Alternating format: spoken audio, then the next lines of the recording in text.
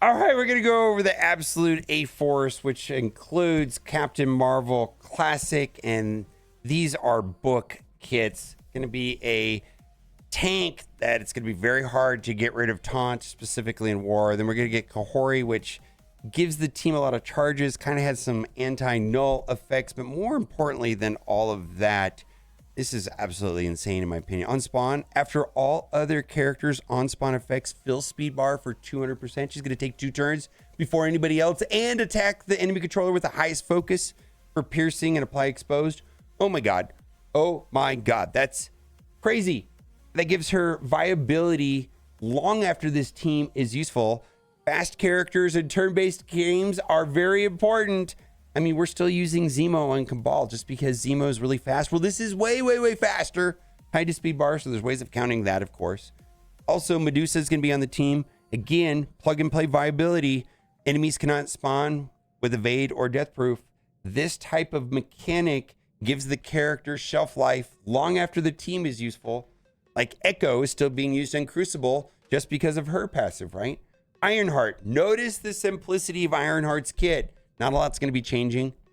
Massive stat increases. But when they say simple kits, this is what I thought. Not these absolute novels on these other characters. Same is true with Wasp. And they did some shady stuff here with Photon.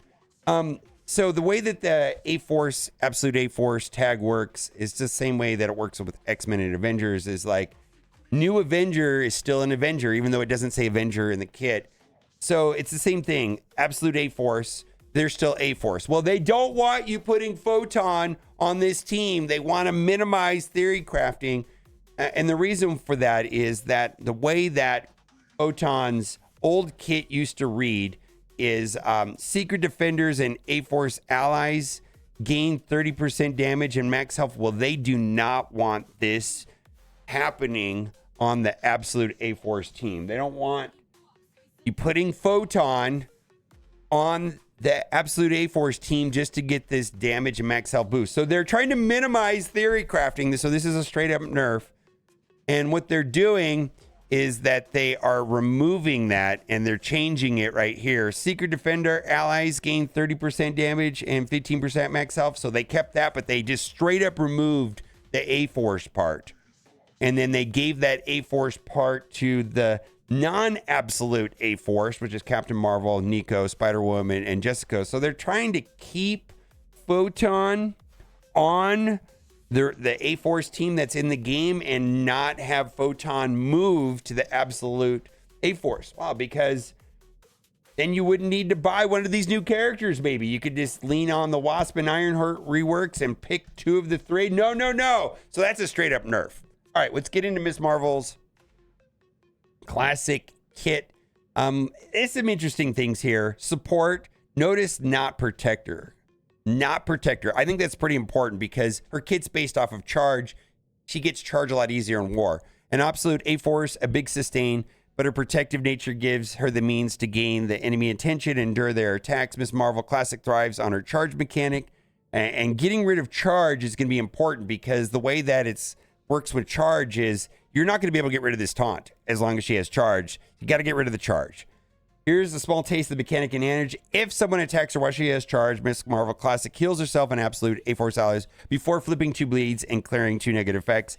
At the start and end of any character's turns, if she has charge, she gains taunt, making enemy flips and clears a fleeting concern. Additionally, while she has charge, she can't gain trauma, heal block disrupted, defense down, slow, or stun. When she loses charge, she also loses taunt before clearing negative effects from and applying a fresh supply of positive effects to herself and her absolute A-Force allies. So I feel like there's a lot of tools in the game to get rid of charge off of protectors. Well, she's not a protector, because that's kind of what makes Black Knight insane, and that's how you kind of counter Black Knight is getting rid of his charges. Well, this is better in some ways than Safeguard because it's got that taunt that comes back, and you're not going to be able to put trauma and disrupted on her to prevent it from coming back. So you got to get rid of the charges, or the charges just need to go away. So how does she get charged? Well, it's tied to war and her basic attack. I guess Kahhori can also give her charge because Kahhori's going to go early in the match. Give her charge with the basic attack. I think that's the way it's going to work. We'll have to see. But let's go over the passive. Air superiority when this character is attacked. If this character is charged, heal self and all absolute A-Force allies for 10% of the character's max health. Flip 2 bleed, clear 2 negative effects, lose a charge. On any turn and in turn, if this character has charge, gain taunt. So stripping the taunt away is not going to matter that much. It's just going to come back. When this character has charge, this character cannot gain trauma, heal block, disrupted, defense, slow, or stun. So you're just not going to be able to put trauma and disrupted on her. That's not going to work.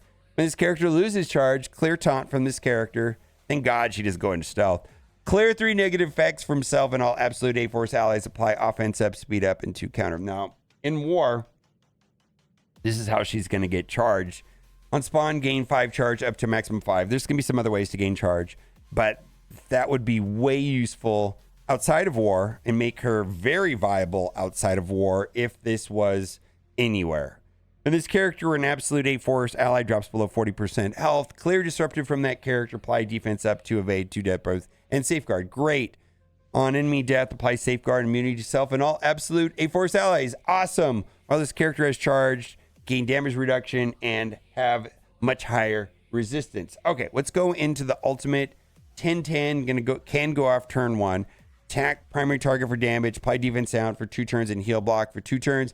Damage is increased by 50% per charged on this character. Again, that's going to be way better in war. Clear all negative effects from self and all allies. Heal self and all absolute A4 allies for a lot of characters max health, 40%. Apply 2 regeneration for 1 turn. Defense up for 2 turns. Immunity for 1 turn. Escape guard for 1 turn. In war, this attack cannot be blocked or dodged. Also, no mention of awakened abilities anywhere on these kits. I'm super curious if they're going to be awakened or not. Special. Flying Kree. Not Flying Knee. Flying Kree. Energy 4/4. So this is going to happen more often. Attack primary adjacent targets for damage and drain. So heal up. Heals self and all A-Force allies for 30% of the character's max health. Apply 2 evade and 2 regeneration. War cannot be blocked or dodged. Now, this is how she's going to get her charge mechanic if she is outside of war. Just say plug and play without the rest of the team. And I think Striker might be appropriate. Attack primary target for damage. Apply defense up and regeneration to the most injured absolute A-Force ally that doesn't have defense up. In war, heal self and all absolute A-Force allies for 10% of the character's max health. The character has 2 or few charged, gained 3 charge. So that's how she's going to get charged on her own, is the basic attack. And it also applies to the ISO counter attack assist, which means Striker probably is going to be great. Also, knowing this right here also matters on the Null boss fight, because the darkness mechanic on Null causes characters to attack each other, and there's kind of some anti-Null mechanics on the other 2 new absolute A-Force kits. I think this is going to be a Striker. Let's go and look at Kahhori. Kit looks bonkers, absolutely bonkers. Controller for absolute A-Force, specialized in speeding around the battlefield. 200% speed bar and spawn. Flipping effects and incapacitating enemies who have exposed. Her basic, special, and passive can all apply exposed, and her basic is especially powerful. If her target doesn't have a positive effect, she'll apply exposed, and if the target already has exposed, she applies blind. This is in addition to hitting the targets for drain and piercing. When enemies has exposed, Kahhori passive sets up enemies for the rest of the team by lowering their revive chance by 100%. Crazy, right? Additionally, in war, exposed prevents enemies from filling speed bar for themselves or allies besides normal means. Makes it so enemies can't gain stealth or charge, can't bury anyone, or have their assist chance lowered by 100%. There's all kinds of anti-stuff in here. This seems to be a thing that they're doing more lately. Preventing enemies from filling speed bar, which absolutely shuts down. Like Super Scroll absolutely shuts down Apocalypse. And I like this exposed idea. I just enjoy the idea of making ability-based teams. Making an exposed team allows for more theory crafting rather than just being locked into a faction or, a tag-based team, because this is the team you need to buy, and it only works if you buy all of them. I just like this exposed type of stuff, and there's a lot of great exposed characters in the game. In-game Thanos has got exposed. Oath now has exposed. We've also got the older ones like Super Scroll and Vol. A lot of great exposed characters. All right, let's get to the passive. Talked about this already. On spawn, after all of the characters on spawn effects, fill speed bar for 200%. Bonkers! Attack the enemy controller with the highest focus for 350% piercing and apply expose. So you're going to need to do a lot of research on your opponent's team and know which one of the characters is a controller. You're going to have to also know which one has the highest focus. This is not player friendly, or not casual player friendly. My goodness, this is just adds so much annoying, unnecessary complexity to knowing what your opponent's focus levels are and knowing which one of your opponent's characters are controller. I don't think most people know what characters are controllers, and it's getting more and more confusing. Like if we look at Ms. Marvel, why isn't she a protector? Well, because she's a support, and you just need to know that. Okay, let's go. While this character's health is above 50%, character cannot gain slow. Fantastic. The focus and damage of this character can only be reduced by offense down. Fantastic. And these are not tied to any game mode. I think this is great. Enemies with exposed. Now, this is just war. In war, this character has 4 more absolute A-Force. Allies cannot fill speed bar for themselves, or allies does not apply to speed bar gained through normal means. This is super powerful. Shutting down a speed bar of your enemies. So this is enemies with exposed.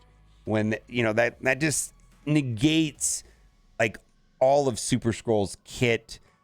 Prevents Apocalypse from, you know, doing his ultimate and then going into the super basic. We kind of know how this works. I mean, because we've got Captain Britain and Crucible, and they're starting to come out with this more and more. In war, cannot gain stealth or charge. This is all the enemies with exposed. This does not prevent prolonging the duration effects already on the target. In war, cannot bury themselves or out their allies. In war, have their assist chance lowered by 100%. Lots of characters now are tied to assist. Old Man Logan, Odin, both have assists, lots of assists, have their revive chance lowered by 100%. So there's all kinds of anti-things here tied to war. Now, this is where it's crazy, and I think the most important part of Kahhori's kit is her basic, and there's a lot of cool things for getting charge out to the rest of the team, and also some anti-null mechanics, probably going to be pretty useful in Battle World. Attack primary target for piercing plus drain 5% of the target's max health. So I feel like that is crazy against null, because it's possible that this 5% will hit the damage cap on null, and this is going to be happening a lot. I mean, she could do a bunch of basic attacks right away. 5% of the target's max health. You know, on max difficulty of null, you can do 4 million damage cap. Well, if she's doing 4 million damage every time she does a basic, that's going to be great. So this is very much set up for null in Battle World.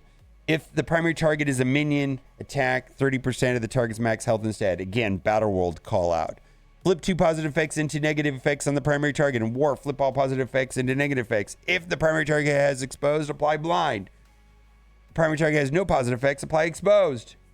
Apply 1 charge up to a maximum of 3 to the chargeable absolute A-Farce ally with the most health. My best guess is that is going to quite often be going on Ms. Marvel Classic, which is going to make her super annoying. Like almost like better than a tank with safeguard, right? Except it's charged, right? Prolong the duration of 1 positive effect on this character by 1 up to a maximum of 2. When forced to attack an ally, this character deals less damage, does not flip positive effects, and does not apply any negative effects, and does not apply exposed to absolute A-Force characters. Attack cannot be blocked. 1000% this is an anti-null kit. Anti-null, right? All the same stuff. I think she's going to be Striker. Okay, she's going to take a bunch of turns at the start, then probably go right into her special. Energy cost 1 of 4. Well, she's going to take a bunch of turns at the beginning. 200% C bar. Take a turn, right? And you can go into this at some point. Clear all berries from all enemies. Anti-null. Attack all enemies for piercing and drain. Attack does double damage to enemies that have safeguard. Flip 5 positive effects into negative effects on all enemies. Apply offense down for 2 turns. Heal block for 2 turns and bleed or 1 turn to all enemies. The character does not have any positive effects. Apply trauma for 2 turns to that character. That's great. Apply exposed to all support enemies. Yeah, better know what enemies have support. Better learn all 300 characters in the game, which ones are support and which ones aren't. I just don't like it when they do that. I mean, his support is sometimes not as clearly defined in obvious ways without just looking at it in the kit. It's like, is this character support or is this character controller? Well, they flipped a coin and they decided this one's going to be support, and they flipped that one there is going to be a controller, and some days they flip the coin again and they make Ms. Marvel Classic, who's taunting, not a protector. I don't, there's not a lot of logic sometimes on how they do that. And it's just a memorization thing. You got to memorize what your enemies teams are, right? Redistribute total health evenly between self and all absolute A-Force allies in war. This attack cannot be blocked, dodged, or counterattack. Again, no idea if there's going to be awakened abilities on this. Ultimate Ancient Power. This is kind of crazy. I like this. Kind of attack. Energy cost 2-6. Attack primary and adjacent targets for piercing. Apply defense down for 2 turns. Heal block for 2 turns. Disruptive for 2 turns. And trauma for 2 turns. Attack deals double damage against enemies that have safeguard. That's the second time it's mentioned in the skip. Build speed barber 100%. She's going to immediately go back into a basic or the special if it's available. In war, this attack is unavoidable, cannot be blocked or counterattacked. Yeah, this is cool. I think this is a cool kit. Seems pretty cool. Seems anti-null. A lot of useful things inside of war. Anti-super scroll, anti-apocalypse. Cool. Medusa. So this is Black Bolt's wife. There is some call outs to Black Bolt, and she does have the Inhuman tag. I just don't think that's going to get used too much. It's going to be absolute A-Force. Queen rules the battlefield. This damage dealing brawler. All of Medusa's attacks hit for piercing damage, while her special and ultimates deny a dead enemy of being revived on their own. Medusa's passive makes her particularly fearsome ruler, preventing enemies from spawning with evade or death proof, which I think is going to be good for a long time. In war, causes enemies to deal less damage and can't spawn with defense up or speed up either. She also specifically targets protectors and blasters in war, denying them charge on spawn. So that is kind of an anti-Black Knight right there. Protectors are further supplicated, what a word, when they can't spawn with safeguard. Yeah, so that's kind of like an anti-gladiator, right? Let's go to the passive. Again, enemies cannot spawn with evade or death proof, not tied to any game mode. In war, enemies cannot spawn with defense or speed up. Yikes. Protector and blaster enemies cannot spawn with charge. That affects a bunch of characters. Protectors enemies cannot spawn with safeguard. That affects important characters like Gladiator. Lower damage for all enemies by 20%. Lower resistance for all enemies by 80%. Gain 10% speed, and then the absolute A-Force gains 10% speed. Only tied into war. Only tied to war, which I know a lot of people don't care about. Let's do the special. Bob and weave. Energy cost. Attack primary. Target for piercing and gain 60% critical chance for this attack. Black Bolt's an ally. So that's just a flavor text, if you will, just to make it seem cool. I don't know if that's ever going to happen. Or if this character has 3 more absolute A-Force allies, this attack also gains 60% crit damage. Wow. Characters killed by this attack cannot be revived. So this kind of has that Black Bolt flavor, right? Attack ignores defense up, cannot be blocked or dodged. Ultimate. 3-5. Attack primary adjacent targets for piercing. Gain crit chance for this attack and additional damage for positive and negative effect on the primary target. That's huge. We've had a lot of characters in the past with that, so it's just kind of being mindful of what character has and counting how many they have. Black Bolt is an ally, or this character has 3 more absolute allies. This attack gains crit damage.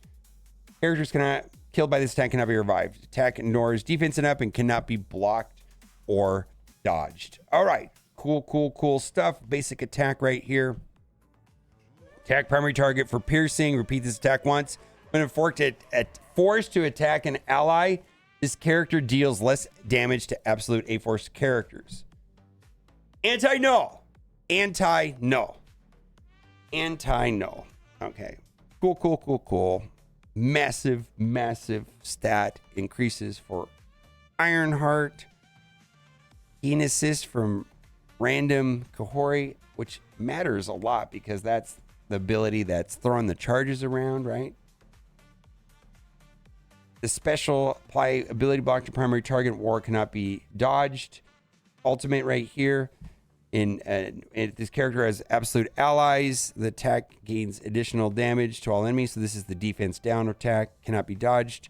And then adds the absolute A-Force. Wasp, massive stat increases. Special, reduce speed bar and primary target by 30%. Tag cannot be blocked or dodged. And so they just are adding the A-Force tag. Not a lot of changes here, but enough to matter, right? In War, this character has 3 more absolute A-Force allies. The attack deals an additional damage. Wow. In War, cannot be blocked or dodged. And then Shrink, this is kind of cool. On spawn, gain charge. When this character is attacked, lose charge. In additional to 10% dodge per charge.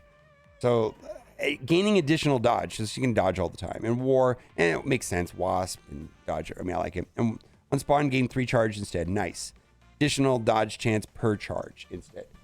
Bonkers. What do you think about the team? I'm pretty excited. I'm sure this is going to be coming sometime after we get Shadow Kingpin. That's what I'm calling him for now, which is going to be next Friday. You know, because they seem to have about a 9-10 day release window between characters, and we had Emma last week, so they're going to start pumping this out pretty quickly. No word on which characters is coming first, or when the reworks will be live, or if there are any awakened abilities. Let me know what you think in the comment section. Bye for now.